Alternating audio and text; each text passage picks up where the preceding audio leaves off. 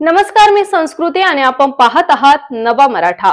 अहिल्यानगर शहरातील महामार्गावर रात्रीच्या वेळी वाहन चालकांना अडवून लुटमार आणि मारहाण करणाऱ्या टोळीने अक्षरशः दहशत निर्माण केली आहे। चाट शिवारात 19 मार्च रोजी रात्री 11:15च्या सुमारास ही धक्कादायक घटना घडली आहे। पोलिसांनी तात्काळ कारवाई करत केडगाव येथील 3 आरोपींना अटक केली आहे, ज्यात 2 अल्पवयीन मुलांचा देखील समावेश आहे। तौफिक शरीफ अन्सारी यांनी नगर तालुका पोलीस ठाण्यात दिलेल्या तक्रारीनुसार ही कारवाई केली आहे।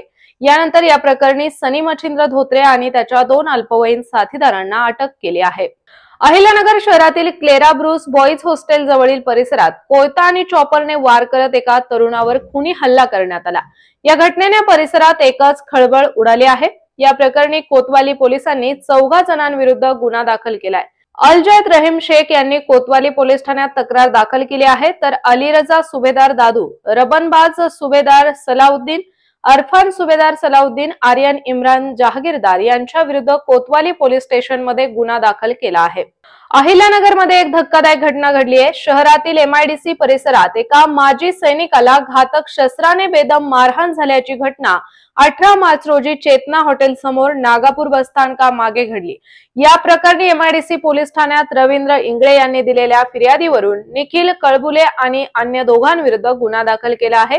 तर पाहूयात या संदर्भात सविस्तर माहिती। एक खूप वाईट अशी घटना घडली MIDC परिसरामध्ये। एक माजी सैनिक रवींद्र इंगळे भाऊ जे कंपनीमध्ये काम करून स्वतःच्या घरी जात असताना त्यांच्यावरती काहीतरी 4 ते 5 टवाळखोर तरुणांनी दारूच्या नशेमध्ये हल्ला केला। त्यांना गाडीचा धक्का मारला, त्यांना हिणवलं, त्यांना बाजूला नेलं आणि त्यांची लूटमार केली।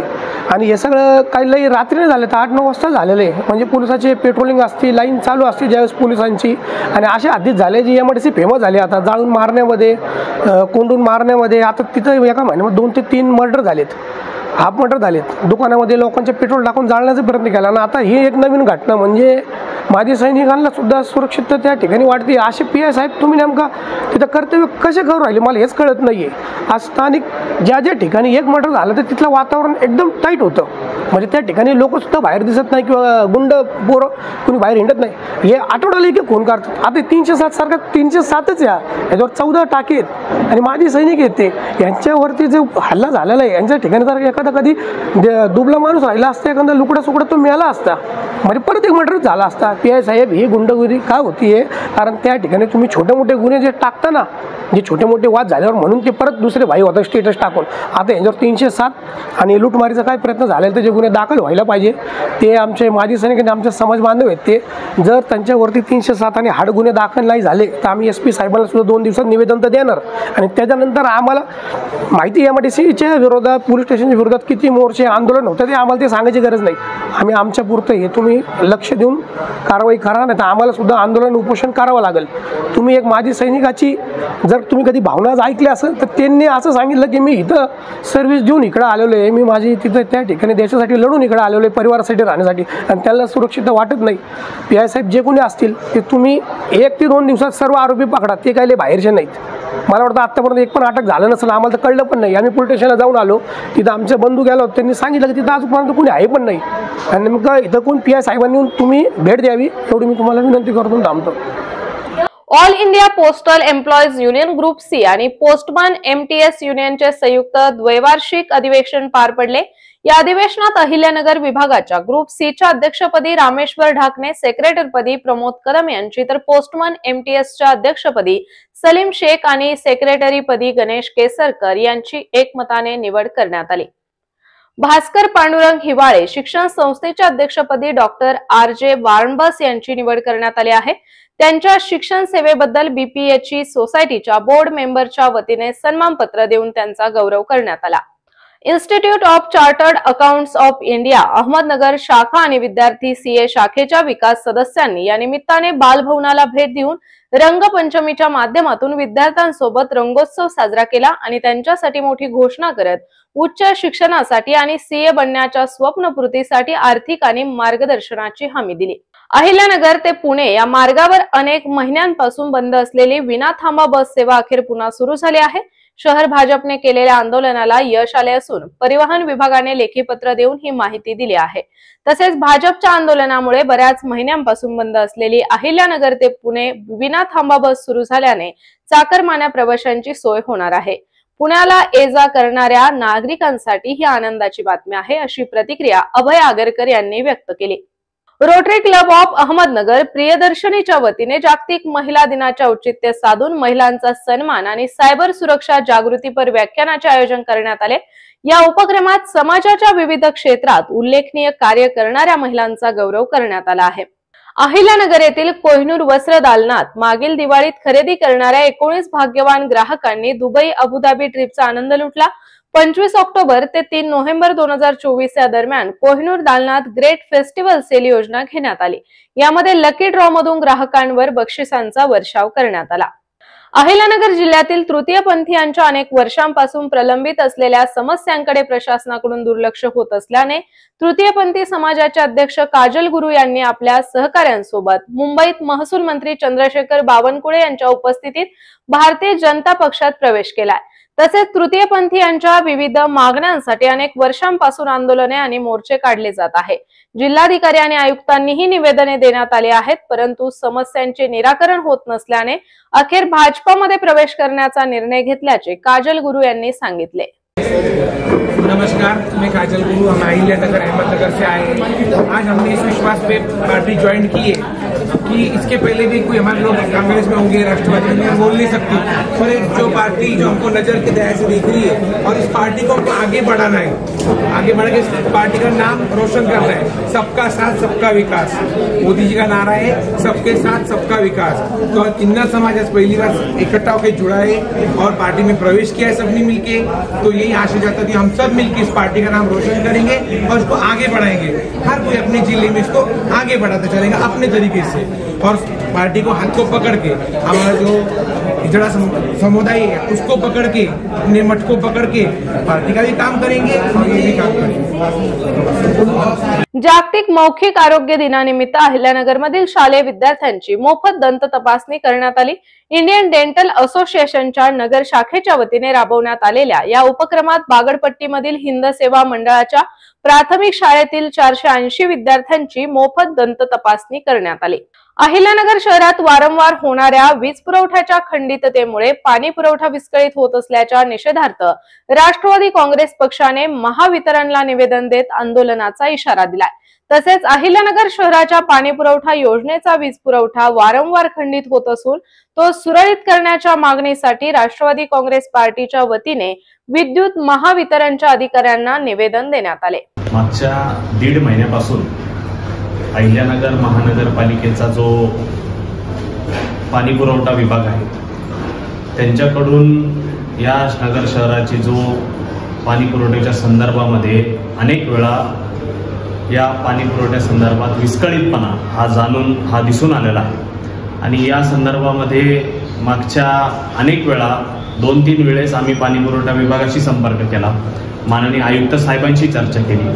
तर त्या दरम्यान सांगण्यात आलं की महावितरणचे जे कार्यालय आहे त्यांच्याकडून हा वीज पुरवठा खंडित होतो आणि त्याच्यामुळे जो पाणी पुरवठा आहे या शहराचा, कारण आता ऐन उन्हाळ्यामध्ये कडाक्याचं ऊन वाढलेलं आहे आणि त्यातच आता उन्हाळ्याच्या दरम्यान नगरकरांना पाणी पुरवठ्यामध्ये पण सुद्धा जे मुबलक पाणी मिळालं पाहिजे, कारण पाणी पुरवठ्याचं जी पुरवठा आहे त्याच्यात सुद्धा वाढ बघायला मिळते।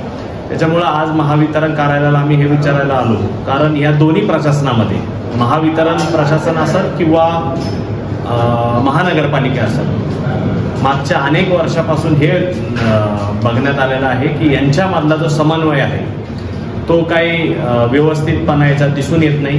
हे प्रशासन त्याच्यावर त्या ठिकाणी ठपका ठेवतं आणि हे सुद्धा महावितरण सांगतात की आम्हाला त्याच्यामधून यांच्याकडून सहकार्य मिळत नाही। त्याच्यामुळे आज जे या शहराचे जे अभियंता आहेत सपकाळे साहेब यांना आम्ही विचारपूस केली आणि याच्यामध्ये आढळून आलं की आम्ही 5 फेब्रुवारी ते 10 मार्चच्या या कालावधीमध्ये जवळपास 8-10 वेळेस शटडाऊन घेतलेलं आहे आणि हे सुद्धा शटडाऊन याच्यामध्ये ठराविक कालावधीसाठी घेतलेलं आहे। आता आमचं पूर्ण काम, आमचं मेंटेनन्स हे पूर्ण झालेलं आहे त्यामुळं आता महानगरपालिकेला प्रशासनाला विनंती आहे, विशेषतः पाणी पुरवठा विभागाला, की महावितरणचं संपूर्ण काम हे आटोपलेलं आहे. त्याच्यामुळं नगरकरांना जो पाणी पुरवठा आहे तो व्यवस्थित मिळावा, वेळेवर मिळावा आणि नियमित मिळावा.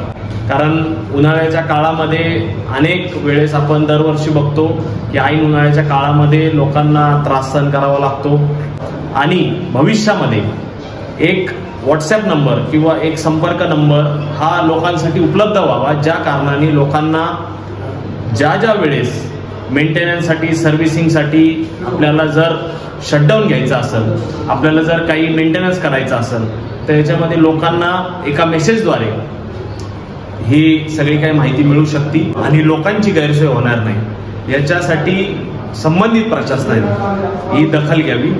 अहिल्यानगर शहराच्या लालटाकी परिसरातील अप्पू हत्तीचा पुतळा रस्ता रुंदीकरण आणि दुरुस्तीनंतर आहे त्याच जागेवर पुनर्स्थापना करण्याची मागणी भारतीय जनसंसदच्या वतीने करण्यात आली आहे. या मागणीसाठी भारतीय जनसंसदच्या शिष्टमंडळाने मनपाचे उपायुक्त विजय कुमार मुंडे यांची भेट घेऊन त्यांना निवेदन दिले. तर पाहुयात सविस्तर व्हिडिओ.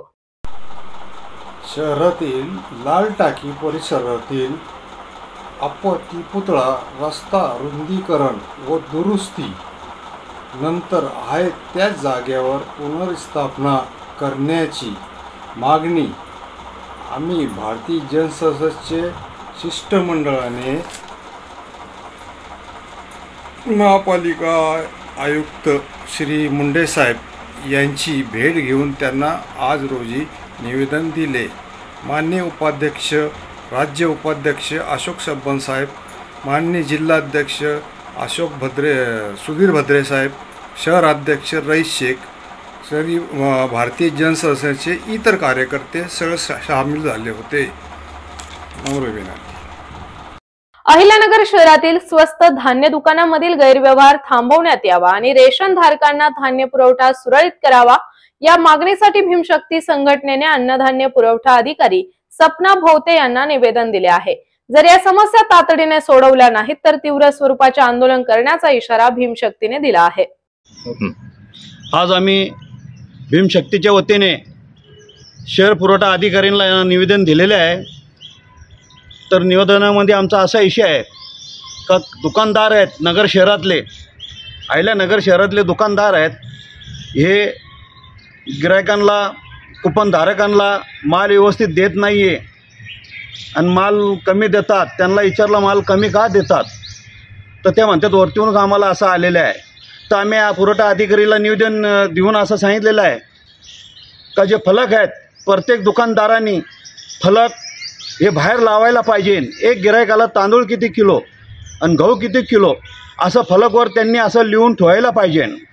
आणि जे थंब देणारी जी मशीन आहे त्या मशीनमध्ये बिल निघत नाही आहे. हे दुकानदार बिल देत नाहीत, तुम्हाला किती गहू मिळाले आणि किती तांदूळ मिळाले. थंब दिल्यानंतर ते बिल बाहेर येतो, त्या मशीनला रोल असतो. तर यांनी अहिल्यानगर शहराच्या विकासासाठी आणि नागरिकांच्या सुरक्षिततेसाठी महानगरपालिकेत तातडीने टेक्निकल स्टाफची भरती आणि अग्निशमन विभागाचे आधुनिकीकरण करण्याची मागणी आमदार संग्राम जगताप यांनी विधिमंडळात केली आहे. सध्या सुरू असलेल्या अर्थसंकल्पीय अधिवेशनात त्यांनी अहिल्यानगर मधील विविध समस्या मांडल्या. संग्राम जगताप आज आपल्या अधिवेशनामध्ये नगर विकासावरती बोलत असताना अनेक वेगवेगळ्या जिल्ह्यांमध्ये एक शहर असतं, जिल्ह्याचं ठिकाण असतं. तसं आमचं अहिल्यानगर जिल्हा आणि अहिल्यानगर जिल्ह्यामधलं अहिल्यानगर शहर आहे. तर त्या ठिकाणी देखील 2003 साली महानगरपालिका स्थापन झाली आणि त्यावेळेसपासून अनेक प्रश्न हे प्रलंबित आहेत. त्याच्यामधले बऱ्यापैकी प्रश्न आता अलीकडच्या काळामध्ये मार्गी लागत चालले.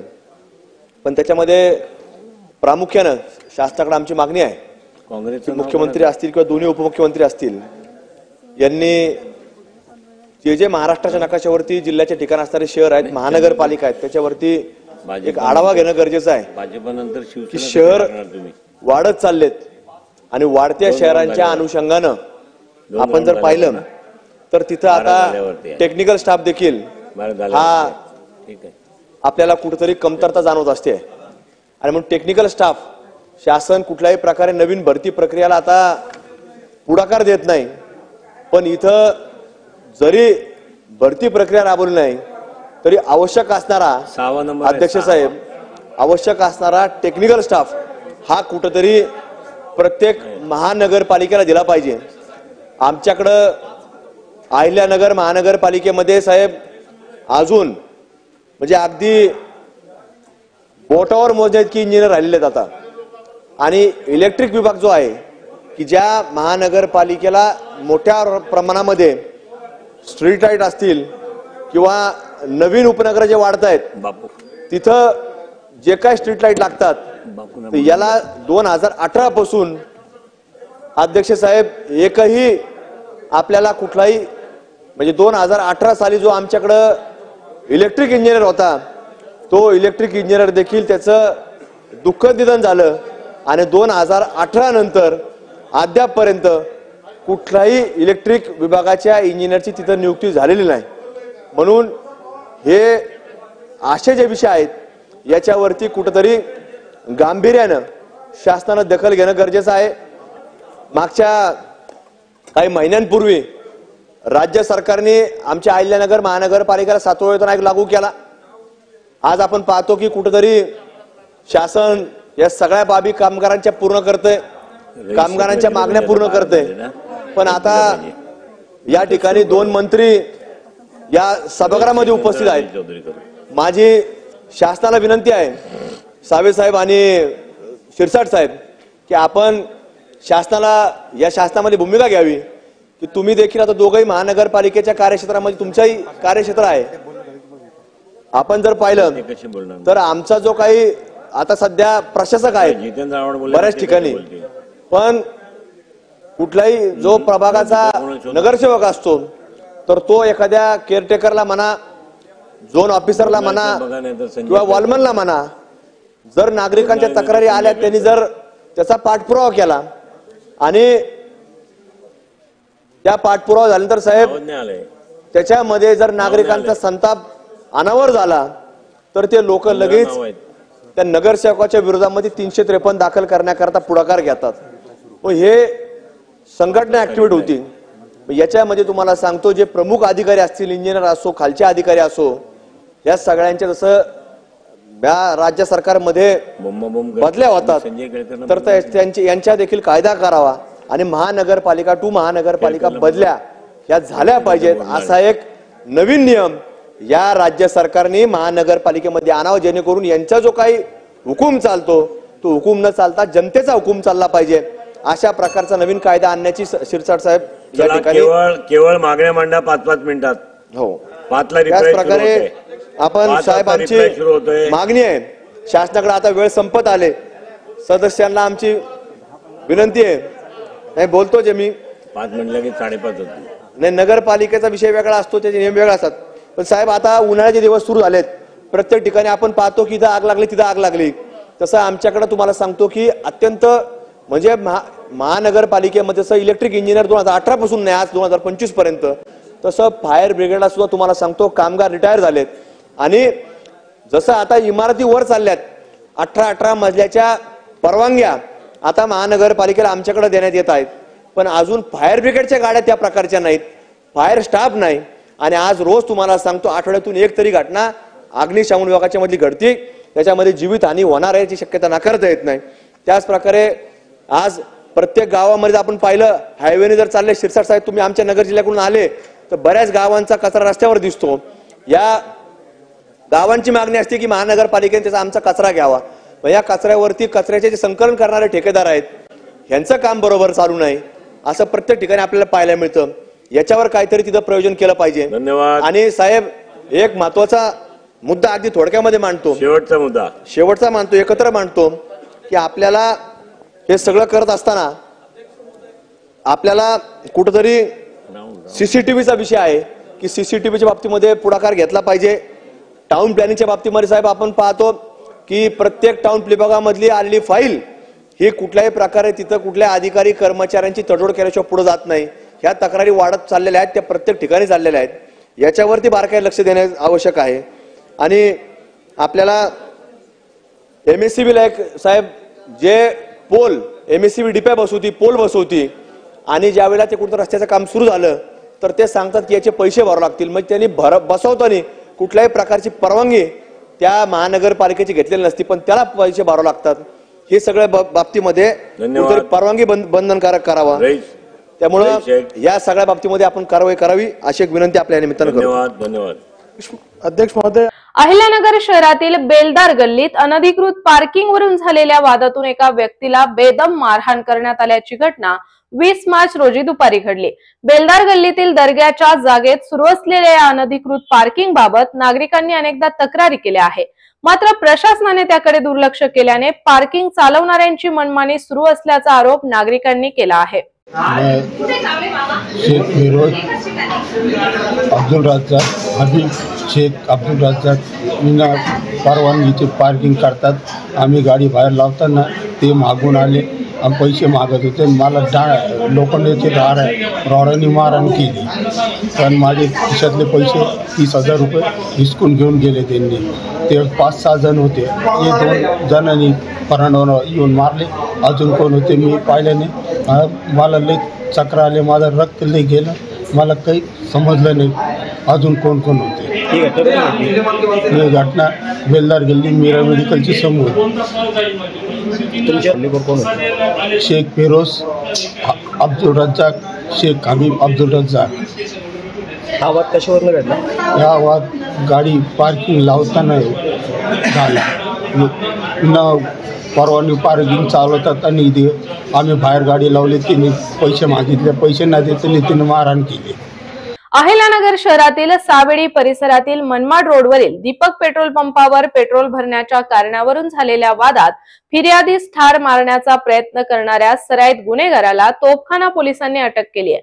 गौरव प्रभाकर साळवे असे आरोपीचे नाव असून त्याच्यावर खुनाचा प्रयत्न केल्याचा गुन्हा दाखल आहे. तर अशाच माहितीपूर्ण बातम्यांसाठी चॅनलला सबस्क्राईब नक्की करा.